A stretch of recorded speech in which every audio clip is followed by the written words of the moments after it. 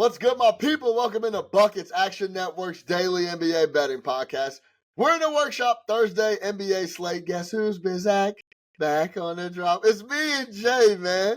The two boys is back on the regular schedule programming on a Thursday, recording live from our Tommy John home studios. You know how we get down. We give the play, we give the cap, we get you guys out of here. Go download the Action Network app ASAP if you somehow aren't already locked in and pulling down tons of information. The NFL playoffs are rolling. Tons of articles coming out from Brandon Anderson, Evan Abrams, Stuckey, the whole crew, Chris Raybon putting out, Sean Kerner putting out tons of content on the NFL playoff side. Of course, the NBA is rolling. We're putting out stuff day in, day out. Go subscribe to the Action Network YouTube page where you can watch this episode if you're listening to it on audio only. Come check us out on YouTube. All right, J Money. Give me your best bet for the Thursday NBA slate. Give me the Phoenix Suns team total over 121.5.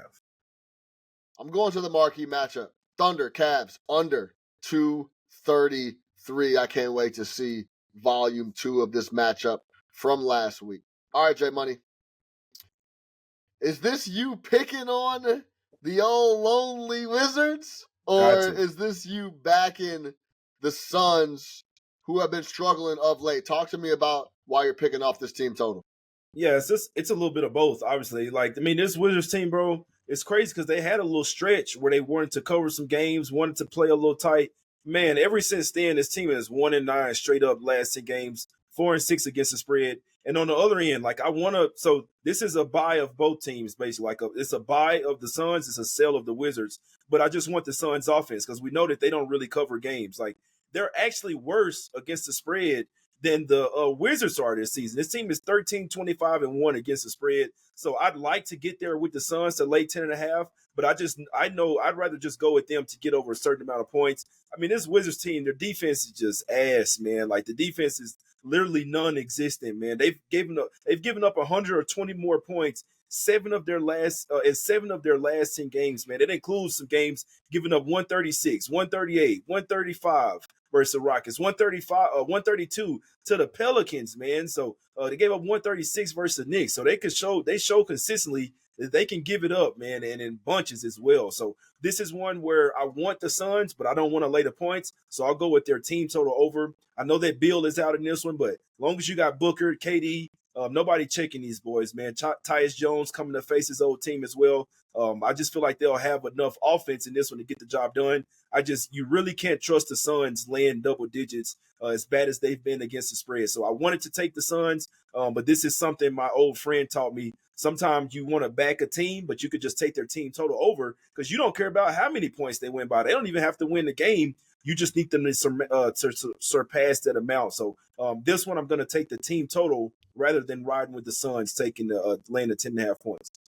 Yeah, I mean, especially if because then that removes the Phoenix Suns having to play defense and worrying about that side and that unit for them because they're pitiful as well. If you could just focus on that one side of the rock for the Suns offensively. Let's talk about the Wizards defense. I mean, 30th. How many teams in the NBA, Jay? 30. It's only 30. They're giving up 122.6 a night. They don't rebound at all. They're 30th in rebound. They give up 48.5 rebounds. When we start talking about defensive rating and I guess a little advanced numbers, defensive rating in January is 121.6. That's dead last in the NBA. Net rating is a minus 15. That's in 8 games this month to start 2025. At home, the defensive rating actually does go up a bit. Don't worry, it goes to 118. So they're still getting gashed at the house. They still get gashed, and it's been getting worse as the months have gone on throughout the season for the Washington Wizards. As sad as this sounds for a Phoenix Suns team that I had high hopes on coming in, this is just what the doctor ordered. I have no doubts that they're going to be able to pick on a team just like Washington. Yeah. They'll see the green light in their eyes to this is a perfect spot to finally have a good offensive game and be able to pick on a team that essentially can't hang with us. The Plumlee I thought was going to be a really good addition. He's been poor. I've no confidence in Plumlee and what he's been doing. So yeah, I like you targeting I like this Plumlee team though. total. I like him better than Nurkic. Yeah, I mean, Nurkic was horrible, bro. They actually been playing a lot better with Plumlee at the 5, and they just made a trade as well for Nick Richard. We know at some point he'll get into the thick of the things. They said that he's going to be the starting center going forward whenever he gets used to the team. But I actually don't mind like this. Plumlee's been an upgrade from Nurkic. Let's put it that way. Nurkic was bad. They're trying to say he has an illness. They just have him out of the rotation. No. Yeah, without question. Nurkic has been bad, but Plumlee hasn't been that much better. I love the addition of Nick Richards, though. That's a great pickup for them. He has one job and one job only, to help out in the interior and protect the rim a little bit. I do like that pickup. We'll see what happens there, but I like how you're focusing on the team total and offense and Kevin Durant and those boys. They should be able to put up a big number against the Washington Wizards. There's no doubt about it. Last time they played, last year, they hung a 140 on them. So this should be a good spot where the Phoenix Suns could score some points and get rolling. All right, Jay, you know I'm going to the marquee. Yeah. We dotted them last week. I was all over the Cleveland Cavaliers at the crib. Perfect spot. I did first half, full game. They cashed both. I really like that spot for the Cleveland Cavaliers. Getting the Thunder outside of their building was big for me. And they got it done. Now we're going back to Oklahoma City. Little revenge Jay spot. Only a week old. The revenge is fresh on their mind. Yeah. Now, I was going to be all over the Oklahoma City Thunder in this spot. And then Isaiah Hartenstein went out. Yeah. That hurts, I absolutely cannot back the Thunder against this specific team in the Cleveland Cavaliers without Isaiah Hartenstein. Let's talk about it. That's why I'm going to the total. Under 233 Thunder's Cavs in Oklahoma City Thursday night. With Isaiah Hartenstein out of the lineup for the Thunder, there's no other place for me to go but the under. Let's talk about the number. Opened 1.5, went to 2. As we record this at 11:27 on Wednesday night, I see multiple threes on the board in favor of the Oklahoma City Thunder. A full possession. If anything, if I'm looking at a side, I'm starting to go towards that +3. But the official play is the under 233. Hartenstein last week versus the Cavs, he had 18 points, 11 boards, 8 assists. Where do they make up that production, J Money? I don't know where they can produce 8 more assists, clean up the glass, and fill out some of those floaters that Hartenstein was putting in the basket, all while getting worn out by Jared Allen and Evan Mobley. That two-man game, those bigs were killing Isaiah Hartenstein, and he was still showing up on the offensive end. The most underrated thing about Isaiah Hartenstein is his passing ability and his screening. They are going to miss that tremendously on the offensive end for the Oklahoma City Thunder. When we talk about on-off numbers, I pulled some of them. For the Thunder, when SGA, J-Dub, Dort, Kaysen Wallace, and Hartenstein are on the floor together, offensive rating is 123. If you remove Hartenstein for Isaiah Joe, it goes to 120. Similar when you add Caruso. It jumps, but it's such a small sample size, it doesn't really count for much. Now, if you think Jalen Williams, not J-Dub, but Jalen Williams, the center, gets additional minutes because Hartenstein is out, yeah, he's a big hit. It's a big hit for sure. It's a big hit on their offense. So Jalen Williams is going to get more minutes. Caruso, who didn't play last week in the first matchup, is going to play in this one. That's more defense, less scoring.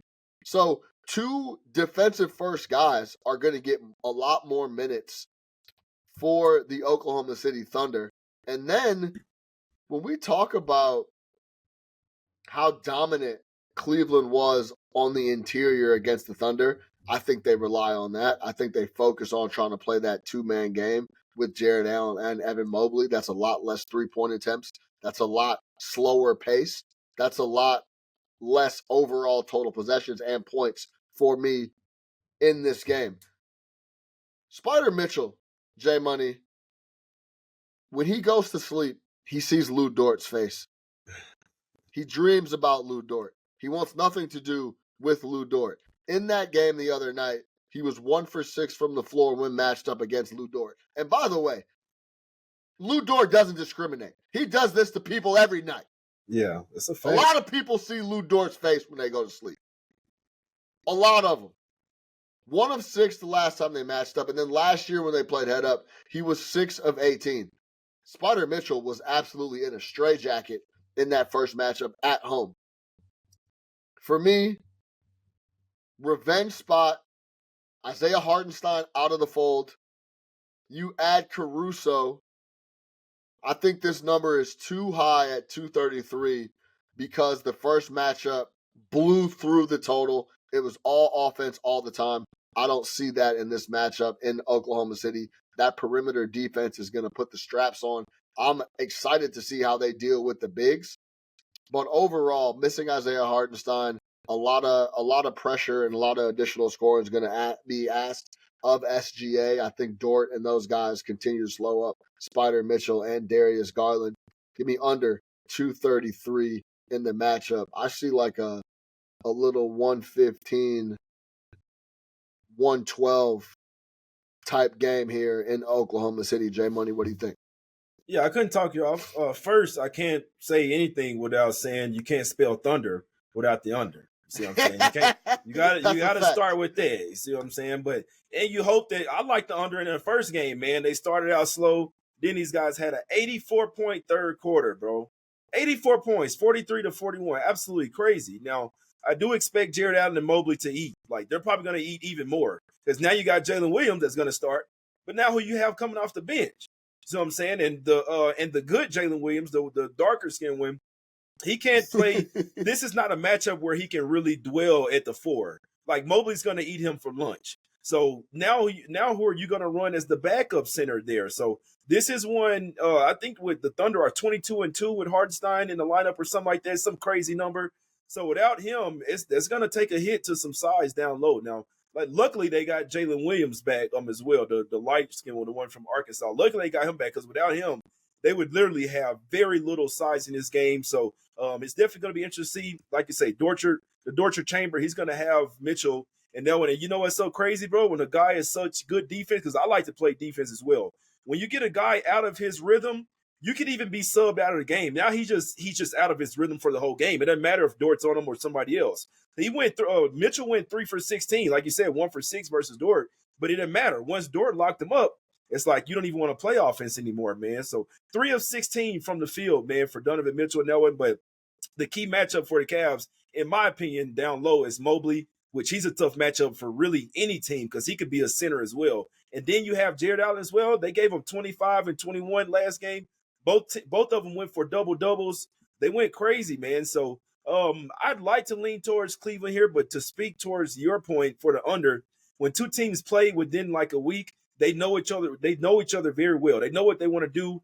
You're very familiar with them, and the Thunder play a lot better defense at the house, man. So I could not talk you off the under here. I'm banned from playing any NBA unders like literally ever again. If I play an under, they have 84-point quarters and stuff, man. So I hope you cash, my brother. It's definitely a good look for sure. Yeah, I misspoke earlier on the opening number. It opened Thunder, Cleveland plus 2.5, Thunder minus 2.5, then went to 3. Ticked up to 3.5 for a quick second, got bet right back down to 3, and now it stays there for a couple spots here on the board. Obviously, when we talk about the total, opened 232.5 at 3:30 this afternoon, went to 232, 231.5, then went up 232.5. So it's been bouncing back and forth, but there's plenty of 233s in the market as we record this on Wednesday night. I can't wait for the matchup. I'm really excited about it. This could easily be the finals matchup. I think the Thunder overall are going to cruise to the finals. I mean, yeah. not the final. Yeah, the finals. We'll see what happens with. You think it's gonna be easy? Yeah, I think they're going to cruise. I think they're going to cruise. They've been that good to me. I think they're going to cruise to the finals. depending on when Luka gets back and how that shakes out, they do match up really well with the Thunder. But You don't think they you don't think them taking the regular season way too serious is going to catch up with them in the playoffs? Because they play every game like it's a playoff game. No and doubt. I think at some point they could definitely make it to the Western Conference Finals. I could definitely see it. If they made it to the finals, I wouldn't be surprised. But one thing if we've seen, even though they're the youngest team in the NBA, when you play every game like it's a playoff game, that shit catches up to you, bro. Yeah, no doubt. Catches up to you. They're on pace to have the best point differential in NBA history. We're talking about the 95-96 Bulls. They were like 13.7. Right now, the Oklahoma City Thunder are 14.7 in point differential, on pace to have the highest recorded in NBA history. I mean, like the 71-72 Lakers. That's Jerry West and those boys are number 2. So the Thunder have been smacking boys every single night. And I think they show up and try to make a statement coming off that big loss last week and slow Cleveland down a ton. And they just flat out don't have enough on offense, in my opinion, unless they just go crazy and shooting it from 3. But Cleveland defends the 3 very well. So this is an under game for me. I'll go under 233 in the market. Everything we just laid out, you could find in the podcast description and YouTube description. The quick slip links will be live there. To recap, I'm on Thunder Cavs under 233. Jay's Suns team total over 121.5. Those quick slip links will be in the description on iTunes, on Spotify, on YouTube, wherever you listen or watch this podcast. They'll be there. For J Money is Money, go subscribe to my dog's YouTube page, NBA Talk with Jay. He's on there constantly breaking down the slate, giving out plays with people. For J Money is Money, I am your host, Sean Little. Until next time, which is tomorrow, let's get buckets, baby.